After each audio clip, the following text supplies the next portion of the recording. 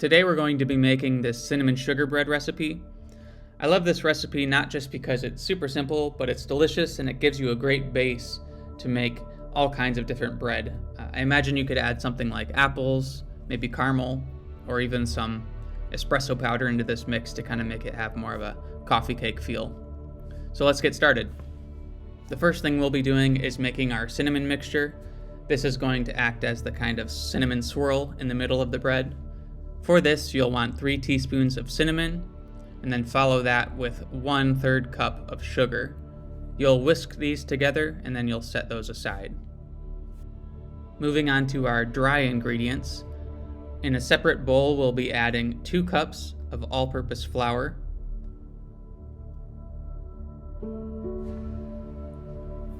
1 tablespoon of baking powder, 3/4 teaspoon salt, 1 teaspoon cinnamon, and then lastly 1 cup of sugar. After all that's in the bowl, you'll sift those together to combine, and then we'll set that aside as well. On to our wet ingredients.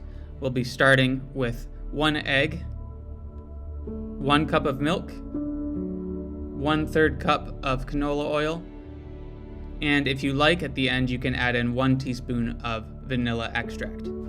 Then we'll whisk these all together to combine. Now we move on to combining our wet ingredients with our dry ingredients. For me, I went ahead and mixed all of the wet ingredients into the dry at once. You could take yours maybe by thirds, or mixing half of the wet ingredients into the flour mixture first, but for me I didn't find any issue here going all at once. You do want to make sure it's pretty thoroughly combined, but take care not to overmix as well. So just once you see all that flour disappear is when you should be good. At this point, you can preheat your oven to 350 degrees, and then take a 9x5x3 loaf pan with about a tablespoon of butter and make sure that's applied to all sides of the pan before we're going to add our mixture. When we add the batter into our pan, we're going to start by just adding half of this mixture.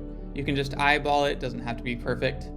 When you add the mixture, you can even it out at the bottom of the pan, and then we're going to be adding half of our cinnamon sugar mixture that we made previously.